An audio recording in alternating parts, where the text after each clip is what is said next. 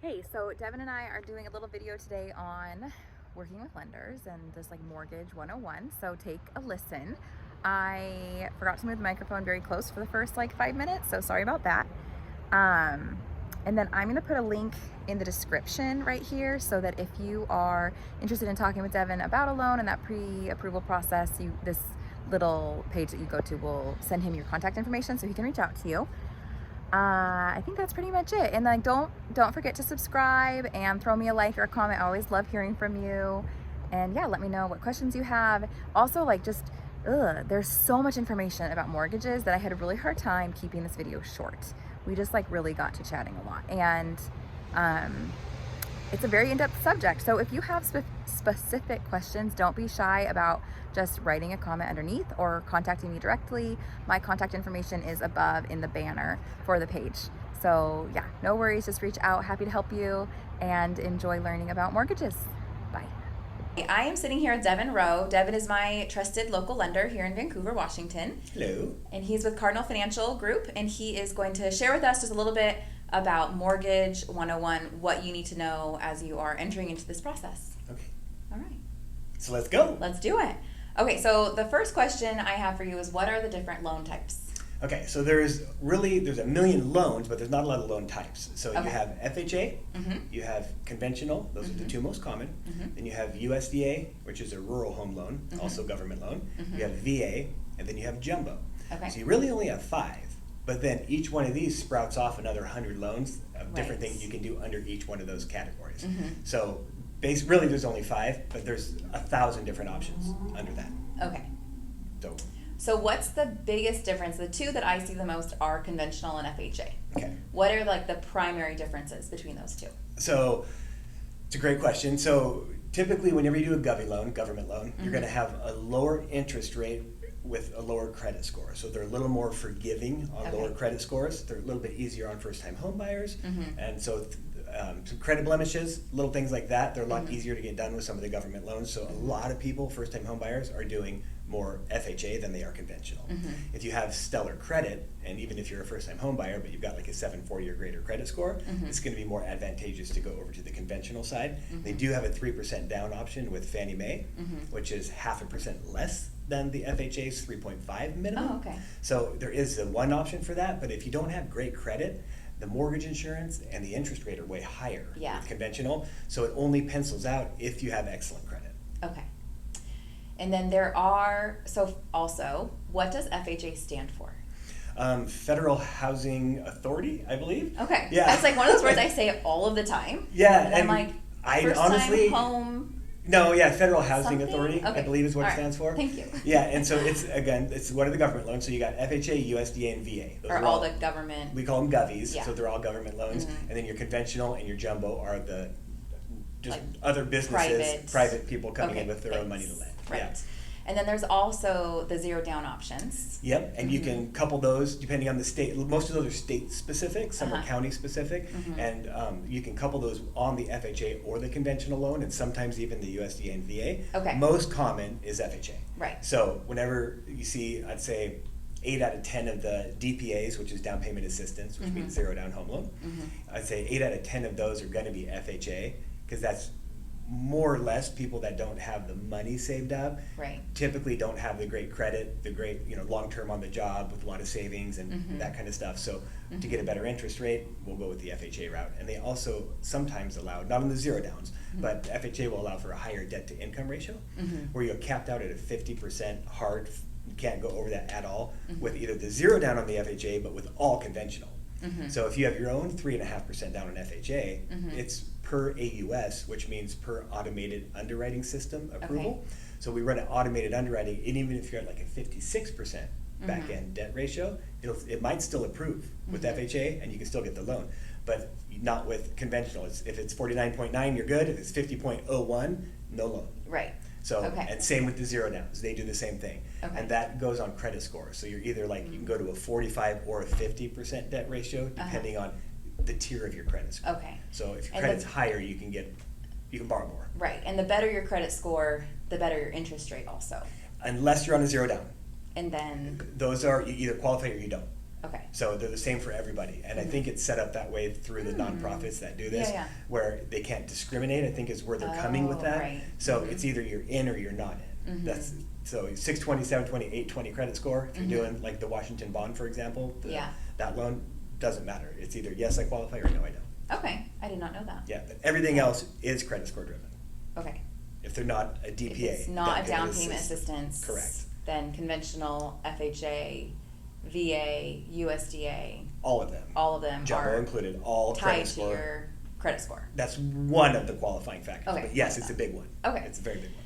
And this is another question that keeps coming up is if a buyer has already gone through the pre-approval process with one lender and they want to shop around, is that going to hurt their credit score to get their credit pulled again? No, if they do it within 30 days. Okay. So in the meltdown of 08, so after 09, they redid all these rules, and so now you can actually have 30 days to run multiple lenders, so you can shop them. Okay. And it won't affect your credit. Now you'll see the inquiry show up because you want to know who's running your credit. Yeah. So that will still show up, but you won't lose any points. The first one is going to take off 3 points. Oh, just 3. 3 points. Okay. Yep. And then you can shop with 10 lenders if you want. Within 30 days. Within that, from the time of the first Okay. poll, you have a 30-day window to reshop, and then you're okay. It won't, just the inquiry will show up, and those 3 points are going to come back anyway the next month, typically, if you pay all your bills on time. Right. So it's really not that big of a deal. A lot of people put a lot of weight on this. The only time it matters is if you're doing one of those loans like the zero down loans, the DPA loans, where let's just say they have a 620 credit score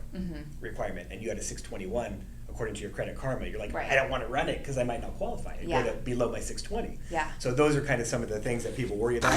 And if that happens, then we can do a credit rescore at no charge to clients to help them get their score back up to the qualifying mark. So it's rare, but it does happen, but we have a solution for it. Okay. Apologies to everyone out there that I just moved the microphone closer to us. Oh, okay. I'm sure that it was fine. Hopefully. Yeah. So the government loans are going to have a lower interest rate typically. Okay. It does come down to credit score. So if you have perfect credit, meaning 740 or greater in our world, it goes up to 850, but we only care up to 740. Okay. So once you have 740 or greater, conventional most of the time is going to be a better option. But there are rare occasions where it does still make sense to do FHA. Okay. Great. Does that help? Yeah, that does help. And then how much work history do you need for each? Like for FHA versus conventional? This is a loaded question. This is very difficult. So income is the number one deal killer of all loans. It's like 90% of the issues lenders have is with income. So you have to have a 2-year work history. So if you're just out of high school and you want to go buy a house, you cannot. Okay. And I know that sounds terrible. Right. I mean, it's just all the requirements need a 2-year work history. And so like if you just start a business, even if you're doing the exact same thing under a new LLC, you need a 2-year work history under that new LLC. Yes. So if you were W-2'd and you were a painter, for example, and you opened up your own painting business, that does not transfer over that experience. It's 2 years from the time you opened up the new business, from the business license being activated. So that 2 years, that's across the board.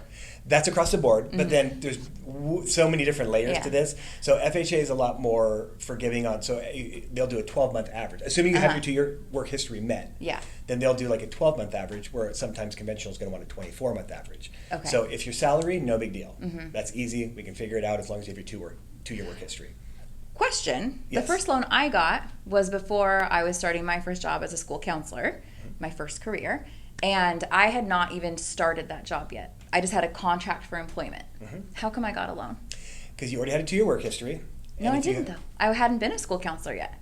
I had just finished my master's program. 2-year in general. So because I was not 18. Yes. Okay. So you worked for 2 years somewhere, anywhere. Anywhere. Yes. I had a job. Yes. Okay. So we validated the 2 years.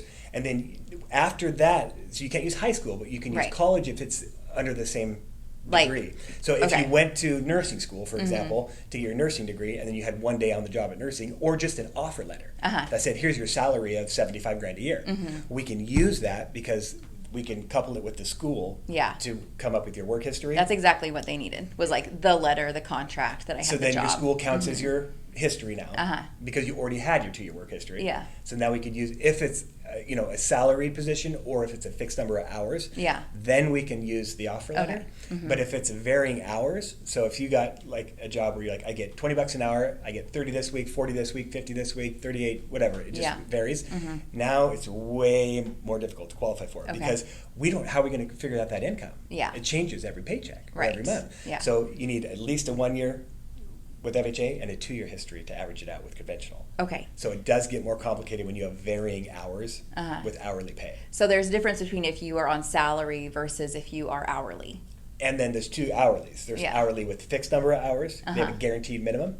So like you're guaranteed 40, but you get paid overtime. Well, we could use the overtime if they've been there 2 years. But we can't. We only can use the base if they haven't before because they have a guaranteed 40. So we can count on that. But if it's just hourly and we'll do our best to keep you busy, not gonna get a loan. Like every scenario is so different. It is. Yeah. It is. That's why people ask me about loans and I'm like, have you just talked to Devon? Because I'm really good at the real estate side of things over here, and like I just can't contain all that information. Well, and as soon as you get it down, it changes. So it's an ever-changing industry, and that's what makes it so difficult and so challenging. Is you're always on your toes, because even 6 months ago, you're like, oh yeah, that's a rule. We did that. I vetted it. We got the loan done. Same scenario comes up 6 months later. If you don't think to revalidate the guidelines, you might hurt yourself on this one. You might give approval that shouldn't have been given. And then it's going to fall apart, and then you're going to upset the agent, upset the clients, upset the sellers, the other side. It turns into and you spent earnest money and home inspections and appraisal money and fall apart. So it's really important to have a good lender and a good team, not just the lender. The company is very important, but it really comes down to the loan officer individually that you're working with and the team and the support that they have. So we do things a little bit differently at Cardinal. Like we don't have personal assistance. We have like an assembly line process. So we get it and we turn it in, and it gets vetted by people, like each stage all the way through. So they catch something this guy missed, they catch something she missed, they catch something they missed, and it is all the way down the line. And it keeps checks and balances. It keeps us from screwing things up. Totally. So the first step I always have with clients when they're talking about wanting to buy a house is, of course, like you need to get pre-approved. So my first question is, what's the difference between a full pre-approval versus the pre-qualification?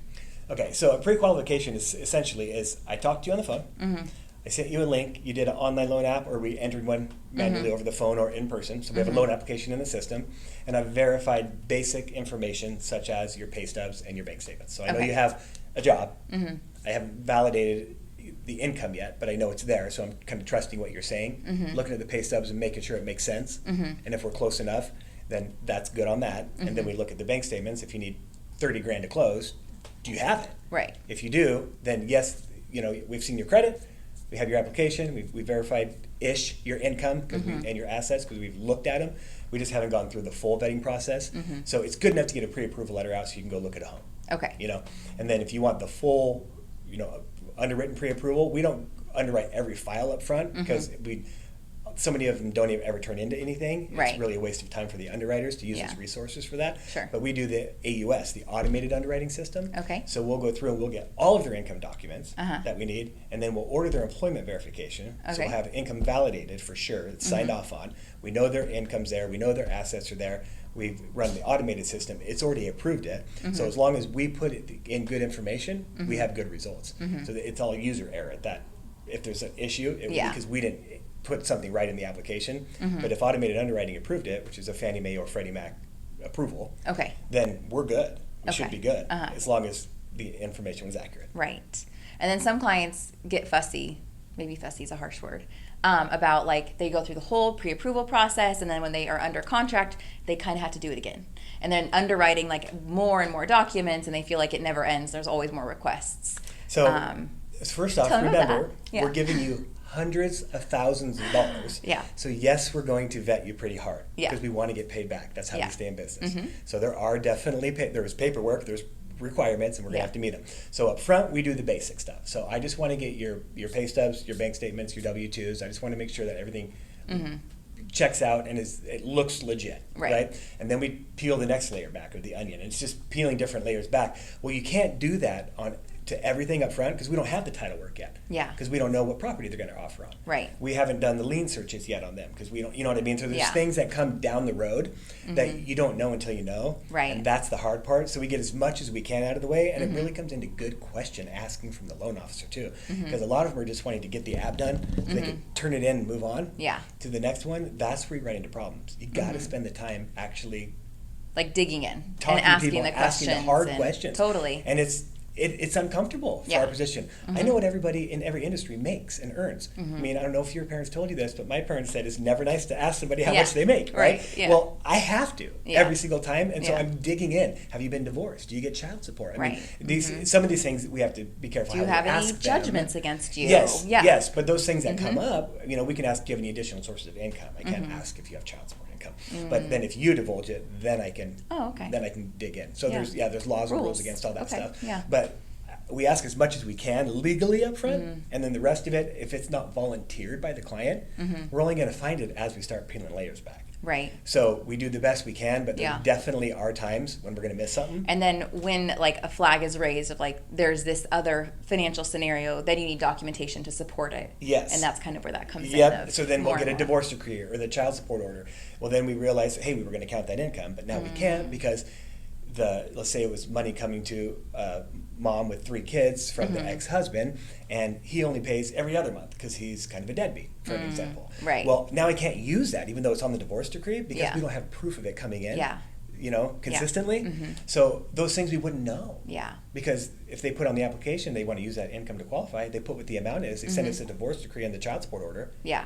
You don't know until you see the bank statements And that then, it's not and then we matching up. validate and it doesn't, it's not matching up. So, Yes. I mean, there's a lot of work we got to dig in, Yeah. and it's easy to miss things. Yeah. And so it just takes, I mean, it's really good to get a seasoned loan officer and somebody Yeah. with a seasoned team. Right. You know, 'cause, I mean, everybody in our team has been 10 years or more Right. in the support staff in this industry. So we just catch more because we've done it long enough Yeah. to see the mistakes. The only way you really learn in this industry is to make the mistake. Yeah. And then it hurts so bad. Yeah. You never forget it and you don't make it again. Yeah, but as a buyer, you want to be on the end where you're not the client who the mistake is made on their Absolutely. file. Like you're Yes. using the person who has the experience to And so see it you is- through as easily as possible. It's very important to get somebody with experience in this industry because it is ever changing and it's a very complex industry. Yeah. And even with new people though, if they have the right support, Yeah, it's fine. it's fine. It just needs to be, you need a good team. So good loan officer, good team, and good company. Obviously the company matters. Yeah. But right now, most companies that are out here are good. Overall. That survived. That are Yeah, still the ones that were bad went away in Yeah. the last meltdown, the 08 one. Right. So most people are still good that are out here. What about closing timelines with TRID and So- the truth in lending, all that Yeah, stuff? so at our office, we don't have to deal with that much Yeah. because we've got a support staff that deals with all that. So there's a 3-day right of rescission. So as soon as the appraisal comes in, we send out the CD, the closing disclosure. Uh-huh. So there's the LE up front, the loan estimate, and the CD on the back end, the closing disclosure. So we send you this one up front, and we send you this one at the end so you can see what changes were made to make sure we didn't sneak in any fees or do anything shady. Yeah. It's a good, way for the client to keep us honest. Yeah, Right? and this is the CD is uniform everywhere Yes. now, right? The loan so it's like estimate and the closing every disclosure are now- lender all over the United States of America has That's the correct. same format for this closing disclosure. Yes. Yeah. Yep. And so as soon as we get the appraisal back, we send that out, and then that's the 3-day clock. So that starts, and then we can sign and fund and record Right. after that time. So the for buyer a period has, of like, time. from acknowledging receipt of the closing disclosure, they cannot sign their loan documents days. for 3 full days. Yes, Right. Yeah. And that's something that I run into with other lenders, that it doesn't get out on time, and then it's like 3 days before closing, but the CD wasn't put out, and the lender probably knew a week before closing that we weren't going to close on time, but nothing was said. Well, there's early CD forms too yeah. that you can send out, and you have to print them out, hand sign them. They're not e-signable ones. Okay. But because of that reason, because you're waiving your 3-day right, Oh. so you can do that, but it needs to be printed, signed, ink signed, Yeah. and then sent back in. So we can do that if it comes down to a pinch, Right. but we try not to, just because those are the gray areas that Yeah. if anything did happen down the road and we got audited on the file, we would have to have, perfect documentation. Like, Right. why did you waive this? Yeah, and You I've know? never had to have that happen. No, and we Yeah. don't go down that road unless Yeah. we need to. So last question, repairing your credit. Like if someone says, like, I really want to get my credit to this amount so that my interest rate is lower or for whatever reason, what is kind of the timeline to expect for it to Loaded actually question. like show Yep. up on your credit report? So that's a very difficult, simple answer to give. Yeah. So it's different for everybody. Uh-huh. So do you have one bankruptcy, two bankruptcies? Do you have judgments, liens, charge-offs, collections? And how many of each? How much of the dollar amounts? And there's so many things in there into Yeah. play. So we'll go through and do the credit rescore for all of our clients, no cost. It's just a service we offer. Okay. So then we get the report back, and it says you can get 5 points by paying down your Capital One card, $400. You'll get 5 points with Experian, 4 points with TransUnion, and 3 with Equifax or whatever. Right. It's very specific though. And then it comes down to how much money they have Yeah. to be able to pay these debts that we're requiring them to get the score that they need to qualify. Yeah. So if it's $300 and they're like, I have that right now, well then they'll just pay it. They'll get a new updated balance letter from the creditor. We'll send it in for a rapid rescore, and that's 3 to 5 business days. Okay. And then boom, it's Yeah. done. But if it was like $4,000 to Yeah. get the credit where we need to, Yeah. and they're like, I've got $400 to my name right now. Yeah. Well, I mean, it can take 2 years. Yeah. To get where it needs to be. So it really comes down to how much work is needed, how much it's going to cost, Right. and the availability of resources on the buyer's end. Okay. Okay. What's the timeline for a pre-approval? So Like, if how it's- long from like I found this house, I want to buy it, to so like if actually it's- having that letter? And there's different levels again, but if it's a salaried borrower that they call me up and they say, I was touring with Leslie today, I found a home I want to put an offer in on, I need to have it in right away. I'll get the loan out from them. That'll take about 20 to 30 minutes to do. Typically people do it online now. So I'll send them the link, they'll do that. It'll come in, I can review it, and I can have you a pre-approval letter within 10, 15 minutes. If it's a salary borrower, they've been on the same job 2 years, they're Yeah. W-2'd income, they're not, I don't have to go through multiple Easy. years of Yeah. tax returns to figure out their income. If it's simple, I can do it within minutes. And then the salary is the easiest. Over 2 years, great credit, same job. And then W-2 borrower with hourly, same fixed hours is the second easiest. And then varying hours is the lowest. Right. It's the Might hardest. take It's going to take longer. me, I'm going to have to validate this income, I'm going to need more documents, those kind of Right. things. And self-employed, that can take a long time sometimes. Yeah. So depending on how much they write off, what kind of business it is, how many Yeah. businesses they have, sometimes, I mean, we've had like dentists that own 6 different dental practices. Well, each building is in an LLC, each practice is in an LLC, Yeah. and Yeah. so you're going through, and then they have another business that runs all their rental properties and a Right. management company for them, and Very complicated. it's extremely Yeah. complex, and there's just no way to do that quickly. Yeah. So, I mean, that could take 3, 4, 5 days. Which I think can be very frustrating for a borrower like that is like obviously financially very competent, Totally. but like just complicated, and it just takes longer to sift through all of that. And it is Yeah. harder because it's so much more complex because of how much is out there. Well, they make a lot of money and they're genius people a lot of times. Yeah. So they're like, why do I have to give you all this? Can't you Yeah. see what I make? Right. And I'm like, I can, but I still have to validate it Right. because when this gets sold on the secondary market, they don't know you. Yeah. They're not going to talk to you. So They're not give gonna- me like you know. the 2-second insight into what is the secondary market. So that is when we sell a loan, Uh-huh. it gets sold off our line, so we get the money back, so we can replenish our line, so we can continue to lend, Uh-huh. right? So when we sell something, at the end, we can either sell it completely or we can keep the servicing rights. Okay. So at Cardinal, most of the time, we'll sell it to Fannie Mae or Freddie Mac, Uh-huh.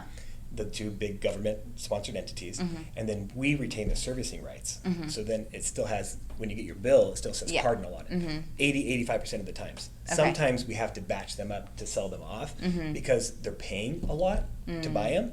If they're paying a lot to buy them, we're going to make more money on them. Right. So we'll sell them off because then we can have better rates over here. Right. Because now we can keep our margins down. So it because we doesn't make more affect the money. person's loan at all when Not at their all. loan gets bought by. Nothing can change legally. Okay. So whatever they close, whatever we closed it as, Yeah, they can sell that's it it. 50 different times and Right. the terms cannot change. Okay. They have Just to the be identical. servicer might Just change. where you're going to send your payment. Yeah. That's the only thing that's going to change. And then every year, taxes and insurance can go up. Uh-huh. So that can change your payment. Yeah. But your principal and interest, assuming you do a 30-year or 15-year fixed, Yeah. is never going to change. Not going to change. Yeah. So when Okay. people say, well, you said it's never going to change, and it did. Well, the county Yeah. came out and assessed your property. Right. Or else like they passed it- a levy and Yeah, stuff. so taxes went up, or your insurance company raised your rates. I mean, those things can happen. Those are third party. They're not on us. Right. I can't do anything. But the principal and interest portion is Right. fixed, and no matter who buys that loan, it won't change. Okay. Awesome. Is that good? Thank you. That is You're enough very for now. welcome. All right. Okay. All right. Thanks, everybody. Thank you.